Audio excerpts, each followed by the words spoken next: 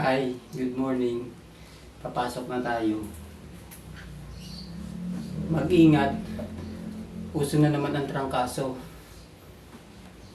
Ang kaso sa'yo, napunta ka sa maling tao. Mga Lodi, paano ba mag-budget ng pasensya? Ubus na kasi pasensya ko.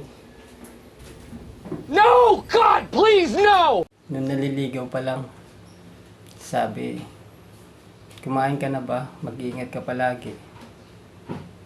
Nung magjowa na, sabay lagi kumain. Nung mag-asawa na, kumain ka mag-isa mo.